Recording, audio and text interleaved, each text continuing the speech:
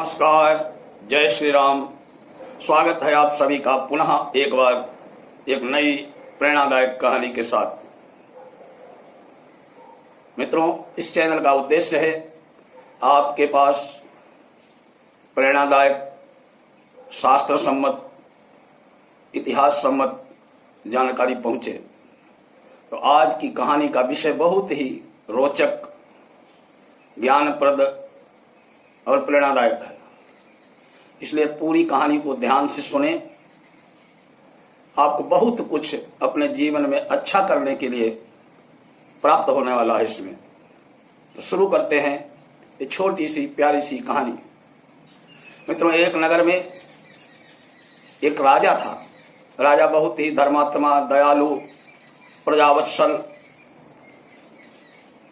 और बहादुर था।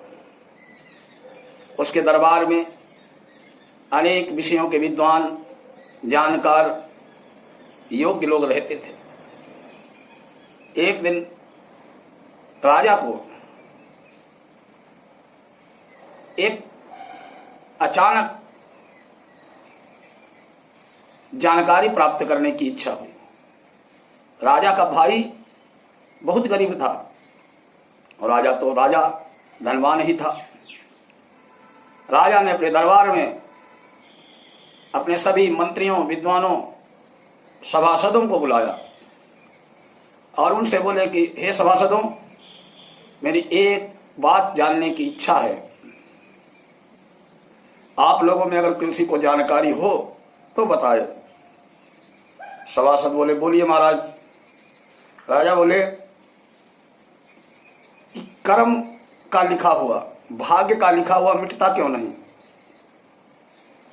भाग्य में जो लिखा है वो अवश्य भोगना ही क्यों पड़ता है? दूसरा प्रश्न, भाग्य लिखा कैसे जाता है? तीसरा प्रश्न इसी से मिला हुआ है सभासदों। राजा कहता है कि एक ही जन्म समय में जन्म लेने वाले, एक ही नक्षत्र में, एक ही घड़ी में, एक ही पल में, एक ही योग में, एक ही कर्ण में जन्म लेने वाले दो व्यक्तियों का भाग्य अलग क्यों होता है? एक गरीब होता है, एक धनवान होता है, एक मरीज होता है, एक पहलवान होता है। एक का संसार में नाम होता है, मान सम्मान प्राप्त होता है, एक को समाज में कोई देखना नहीं चाहता है।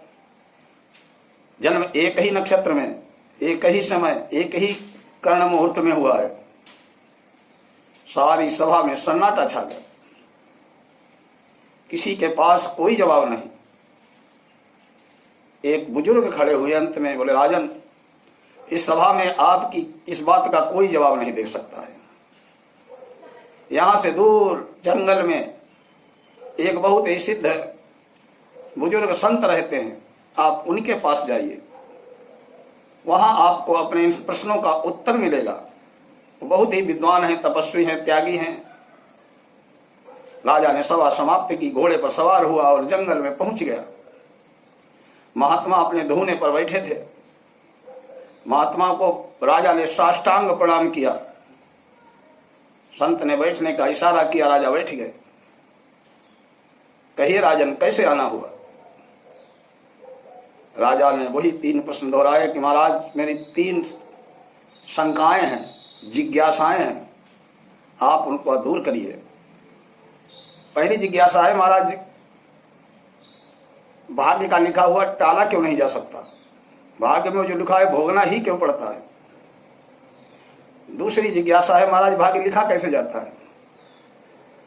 तीसरा, एक ही दिन, नक्षत्र, महीना, योग, कर्ण मुहूर्त में पैदा दो व्यक्ति, और दोनों का भाग्य अलग क्यों होता है? एक धनवान होता है, एक भिखारी बन जाता है, एक राजा बन जाता है, एक रंक बन जाता है, एक बीमार रहता है जीवन भर, एक पहलवान हो जाता है। एक को समाज में मान सम्मान की कमी नहीं होती है, एक को कोई देखना नहीं चाहता है। जन्म एक ही समय। महात्मा उठा के धूने से अंगारे खाने लगा। राजा मौन बैठा सामने। महात्मा उठा के आग खा रहा है, सटासट खाता चला जा रहा, आग के अंगारे जलते हुए। राजा सोचने लगा कि मैं तो यहाँ अपनी जिज्ञासा लेके आया हूँ, ये आग खा रहा है। राजा ने फिर कहा, महाराज, मेरी बात का उत्तर दीजिए। महात्मा को क्रोध आ गया, बोला आप चले जाओ यहां से, नहीं आपका बहुत अनर्थ हो जाएगा। राजा बोले मेरे प्रश्न, बोले प्रश्न तुम्हारे इस गांव, यहां से दूर मीलों दूर एक गांव है, वहां एक बुजुर्ग हैं, वो प्राण छोड़ने वाले हैं, अगर आप वक्त से समय से वहां पहुंच गए तो वो आपके प्रश्नों का उत्तर निश्चित दे देंगे। राजा ने संत को प्रणाम किया, घोड़े पर सवार हुए, उस गांव में पहुंचे तो वास्तव में एक बुजुर्ग मरने को उद्यत थे, बीमार पड़े थे, आंतें सब सूख रही थी, बोल मुश्किल में पा रहे थे, प्राण ही निकलने वाले थे। राजा पहुंच गए। राजा ने कहा भाई मेरे 3 प्रश्नों का उत्तर दो। वह बुजुर्ग राजा को देख के मुस्काने लगा, बोला राजन ये बहुत ही गूढ़ कहानी है। पूर्व जन्म में हम 3 भाई थे, एक तो वो जो महात्मा वहां आग खा रहे थे, एक मैं हूं और एक आप हैं। सबसे बड़े वो महात्मा थे, उससे छोटे आप और सबसे छोटा मैं था। एक बार की बात है कि हम तीनों भाई खाना खाने बैठे थे, उसी समय एक भिखारी भूखा आ गया। राजन मैं ये बात आपको इसलिए बता रहा हूं क्योंकि मेरा अंत समय है, यमराज मेरे सामने खड़े हैं, मेरे को पूर्व जन्म इस जन्म की सारे कर्म अपने याद आ रहे हैं, इसलिए ये कहानी भी मेरे को आ गई और वही मैं आपको बता रहा हूं कि हम तीनों भाई खाना खाने को बैठे थे, तभी एक भिखारी भूखा आ गया वहां। उसने कहा भाई मेरे को भूख लगी, आप मेरे को भोजन दो।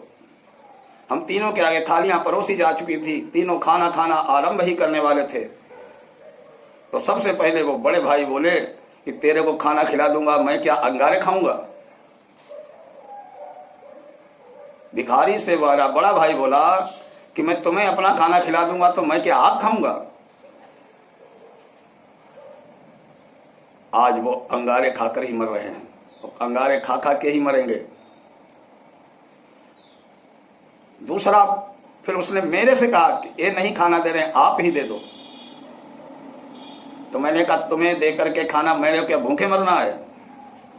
जब खाना तो मैं तुम्हें दे दूंगा, मैं भूखा मरूंगा क्या? फिर आज मैं भूख से ही अपने प्राण त्याग रहा हूं।